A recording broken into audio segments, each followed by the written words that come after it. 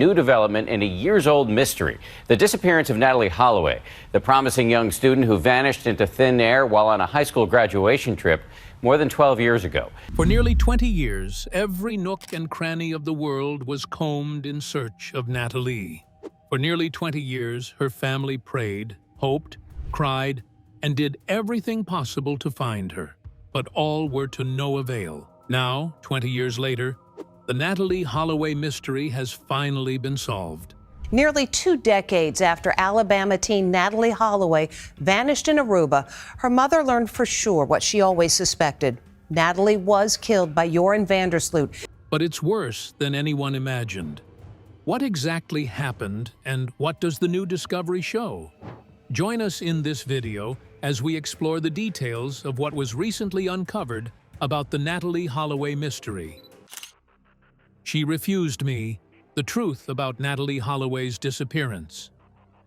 At just 18, fresh out of high school in Alabama, she set off with her classmates to Aruba in May 2005 for what was meant to be a dream trip. But instead of sun-soaked memories, it became a nightmare that haunted her family and gripped the public for 2 long decades. For years, the truth seemed just out of reach. The case was a maze of rumors, false leads, and endless theories. Investigations dragged on, TV specials tried to piece it together, but everything always led back to the same mystery. At the center stood one man, Joran Vandersloot. He was the last person seen with Natalee, the main suspect from the start. But without hard evidence or a body, the case stayed frozen, a wound that refused to heal. Then, in 2023, the silence finally broke. In a quiet Alabama courtroom, after years of evasion, the truth spilled out, and it was even more disturbing than most ever imagined. As part of a plea deal on separate extortion charges, Joran Vandersloot finally broke his silence. He finally confessed that he killed Natalee. He described when and how he killed her. The notorious Joran Vandersloot struck a plea deal with federal prosecutors in Alabama. This time, it wasn't just vague hints or evasions. He admitted to killing Natalee. In his chilling confession, he said he made unwanted advances toward her on the beach. When she pushed him away, he snapped. He took her life with a cinder block and shoved her body into the ocean. No more speculation, no mystery. Just the grim, devastating truth. For Beth Holloway, Natalee's mother, the moment was both surreal and heartbreaking.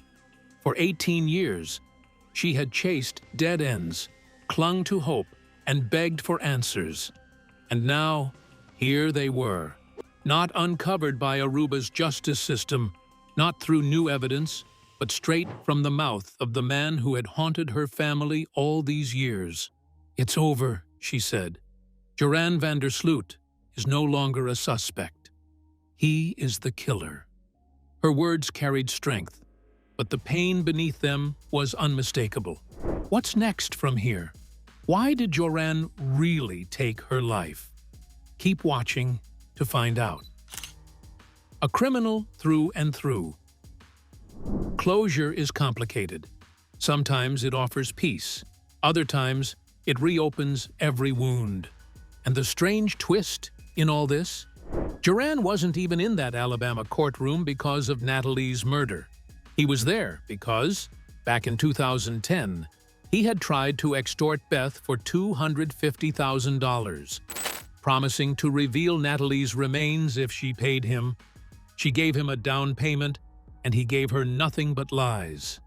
That scam eventually got him extradited from Peru, where he was already serving a 28-year prison sentence for another brutal crime, the 2010 murder of 21-year-old Stephanie Flores. Natalee hadn't been his only victim. From the very start, Joran Vandersloot's story kept changing. At first, he told police that he and 2 friends had dropped Natalee off safely at her hotel. Then he flipped the script, claiming he left her alone on the beach. These constant contradictions fueled public suspicion and outrage. But despite endless searches and hours of interrogation, hard evidence never surfaced. Over the years, Vandersloot seemed to thrive on the attention. He would reappear in the media, spinning sensational tales about that night, none of which could ever be proven. In 2008, Dutch crime reporter Peter R. de Vries secretly recorded him, appearing to admit he was with Natalee when she died and even describing how he disposed of her body. But when confronted, Joran brushed it off, insisting he had made it all up to win the trust of someone he believed was a drug dealer. And so the cycle continued. Confessions followed by retractions, half-truths mixed with outright lies. Each time he manipulated the spotlight, leaving the Holloway family with nothing but more questions and renewed pain. To prove that he was an unrepentant criminal, he even tried to extort Beth Holloway $250,000, offering to reveal where Natalee's remains were. After receiving part of the money, he sent her attorney to a location that turned out to be completely false. So, how was he caught? How did the truth finally surface? Let's find out. How the truth came to light. The real turning point didn't come until 2023, nearly 20 years after Natalee disappeared. Facing extradition to the United States and cornered by new charges, Joran finally gave a confession that investigators deemed both credible and detailed. In his statement, he admitted what had long been suspected. He tried to force himself on Natalee, and when she resisted, he lashed out, striking her with a cinder block and pushing her body into the sea. This time was different. Unlike his past false starts and retractions, Joran Vandersloot's words came as part of a formal plea deal, legally binding, admissible in court, and packed with enough detail for authorities to finally call it credible. For the first time, his account held weight. But while the confession confirmed what many had long suspected, it also laid bare just how manipulative he truly was. For Natalee's loved ones, it felt less like justice and more like a bitter confirmation. The truth they had waited years for was in his hands all along, and he had chosen to bury it under layers of deceit. The Holloway case is not only the story of a murder, it's the story of manipulation, the power of uncertainty, and how one man's lies became a cruel form of psychological warfare. Closure, in this case, came at a devastating cost. And it hadn't been a straight path to this confession. In fact, the investigation once veered sharply in another direction. On June 5, 2005, Aruban authorities arrested two former hotel security guards, Nick John and Abraham Jones, accusing them of kidnapping and murdering Natalee. Both men had previously worked at the Allegro Hotel, which was closed for renovations at the time. Authorities never fully explained why Nick John and Abraham Jones were arrested, but media reports hinted that statements from Joran Vandersloot and the Kalpoe brothers may have influenced the decision. Adding to suspicion, both men were said to spend time around hotel areas to meet women, and one of them already had a prior run-in with the law. Still, after more than a week in custody, John and Jones were released on June 13th without charges. The story gets even more interesting. What led to the involvement of the Kalpoe brothers? How badly did Joran manipulate everyone? Keep watching to find out. Manipulations and murder mystery, finding Natalee's body. Just days earlier, on June 9th, police had arrested Joran Vandersloot, along with brothers Deepak and Satish Kalpoe, on suspicion of kidnapping and murder. Under Aruban law, a person can be detained on strong suspicion, but authorities must continue presenting new evidence at regular judicial reviews to keep them in custody. Deputy Police Chief Gerald Dompig later revealed that Joran and the Kalpoe brothers had been the prime suspects from the start. Within 3 days of Natalee being reported missing, investigators had already begun surveillance, tapped their phones, and monitored their emails. Even so, Dompig admitted that heavy pressure from Natalee's family led to the arrests happening earlier than investigators had planned, before stronger evidence could be secured. The chaos of the investigation showed in other ways, too. On June 11th, David Cruz, a spokesperson for the Aruban Minister of Justice, publicly announced that Natalee was dead and that officials knew where her body was. Hours later, he walked the statement back, claiming he had been misinformed. That same night, Dompig told the Associated Press that one of the suspects had confessed that something bad happened to Natalee on the beach, and that police were being led to the location. The next day, however, prosecutors neither confirmed nor denied the claim, only saying that the investigation had reached a critical phase. Then, on June 17th, a new twist. Local disc jockey Steve Gregory Crows was arrested after being implicated by one of the original suspects. On June 22nd, the investigation reached even closer to home when Joran's father, Paulus van der Sloot, was detained for questioning and briefly arrested. Just a few days later, on June 26th, both Paulus and Steve Crows were released. Meanwhile, the suspects' stories kept shifting. Eventually, all three agreed on one version: that Joran and Natalee were dropped off at the beach near the Marriott Hotel while the Kalpoe brothers drove away. Joran's first claim was that he left Natalee unharmed on the beach. Satish Kalpoe's attorney later revealed that Joran called Deepak and then texted him about 40 minutes later, saying he was walking home. But the narrative didn't stay consistent. In another telling, Joran claimed he was dropped off at his own house while the Kalpoe brothers left with Natalee, a story police dismissed outright. Deputy Police Chief Gerald Dompig criticized this version, suggesting Joran only changed his account to shift suspicion back onto the Kalpoe brothers after they started pointing fingers at him. The contradictions even caused heated arguments between the suspects during court hearings. Of the conflicting accounts, Dompig expressed the most confidence in the version that placed Natalee and Joran together on the beach near the Marriott Hotel. Following a judicial review, the Kalpoe brothers were released on July 4th, while Joran remained in custody for another 60 days.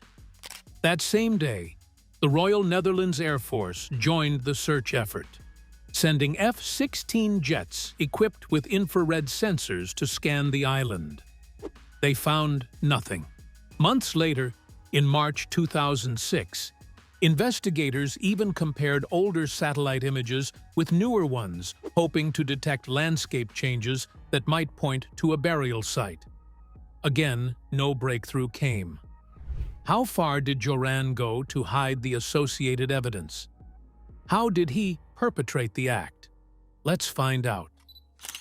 The brutal manslaughter of Natalee Holloway. According to the confession, Joran van der Sloot finally gave in 2023. Natalee's final moments were violent and tragic.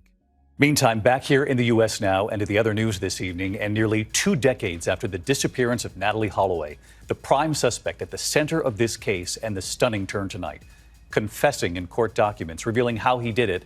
He said he had tried to force himself on her. When she resisted and fought back, his anger boiled over. He grabbed a cinder block and struck her in the head. By his own words, the blow killed her instantly. What makes the story even more chilling is what came next. Joran described dragging Natalee's body to the ocean and pushing it into the water, ensuring that despite countless searches, her remains would never be found. For nearly 20 years, her family was left with nothing but questions while he toyed with them, feeding lies, retracting stories, and even trying to profit from their desperation by selling false information about her fate.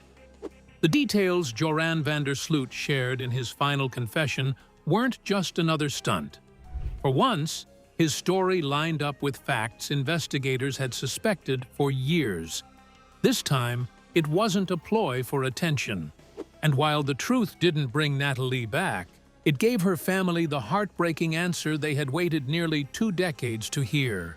Still, one haunting question remains. Will Natalee Holloway's body ever be found? For almost 20 years, that uncertainty has tormented her family, investigators, and the public. Despite countless searches and a global spotlight on the case, her remains have never been recovered. Over the years, search efforts went everywhere. Ponds, sand dunes, landfills, each one sparked by a new lead or another false confession. Cadaver dogs scoured the island.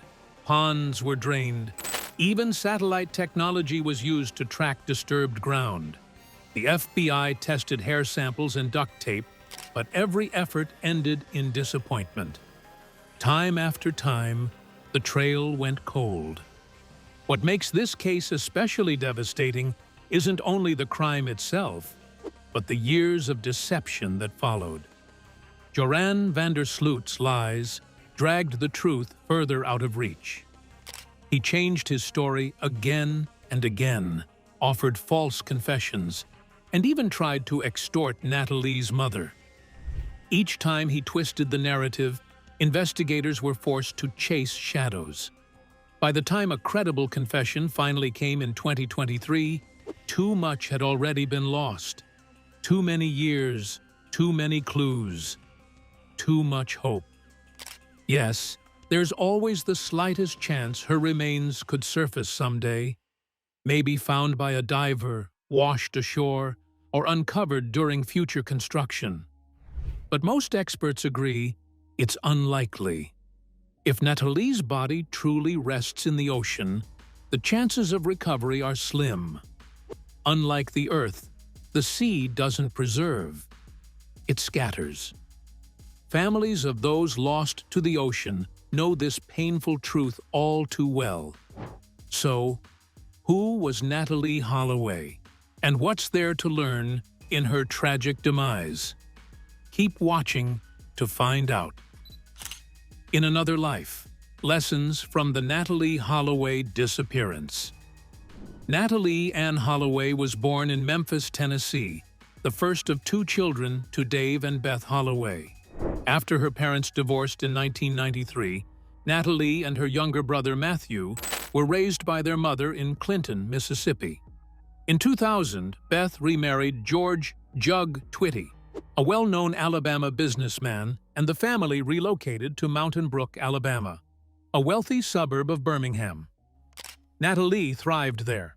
She graduated with honors from Mountain Brook High School in May 2005, where she was a member of the National Honor Society, the dance team, and several other extracurricular activities. Her future looked especially bright.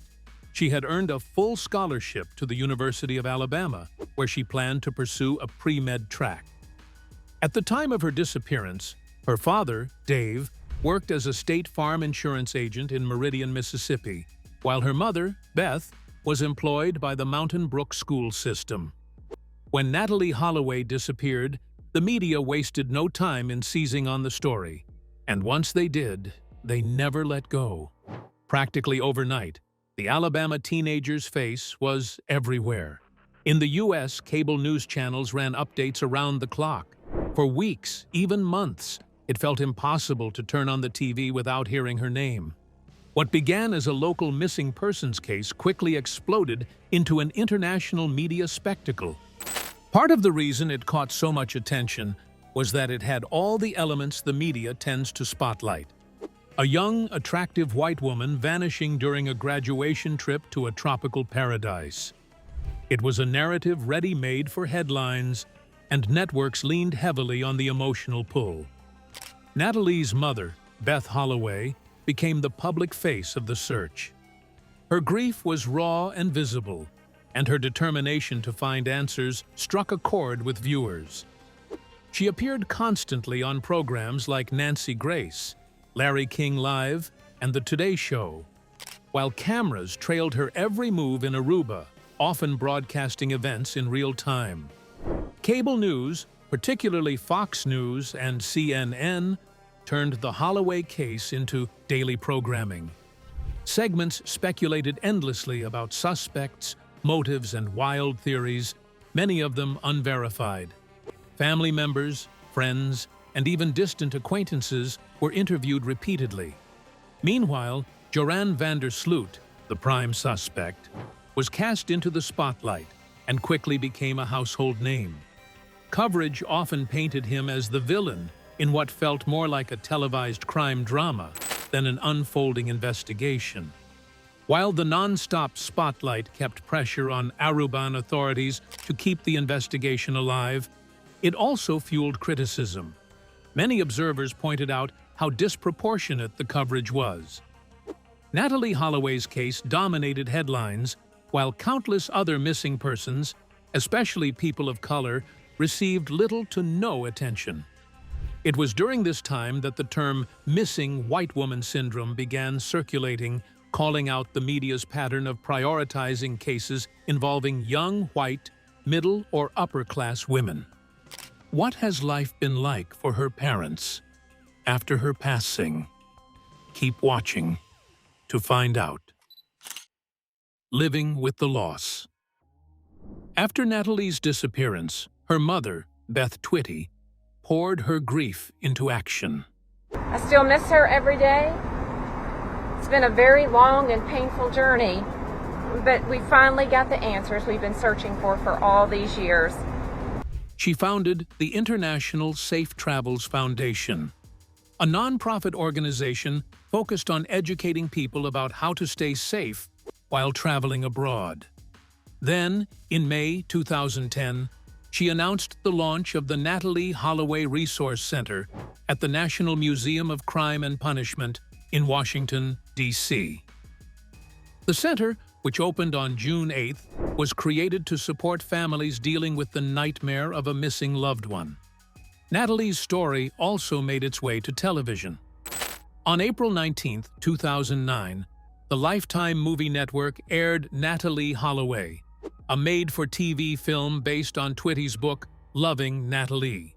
The movie, filmed in South Africa, starred Tracy Pollan as Beth Twitty, Grant Show as Jug Twitty, Amy Gumanik as Natalee, and Jacques Strydom as Joran van der Sloot. It dramatized the events leading up to Natalee's disappearance in 2005 and the chaotic investigation that followed. The broadcast pulled in 3.2 million viewers, making it the highest-rated program in the network's 11-year history. Still, reviews were mixed. Alec Harvey of the Birmingham News dismissed it as sloppy and uneven, while Jake Meany of Pop Matters praised it for being unexpectedly calm and level-headed, highlighting Pollan's performance as Beth.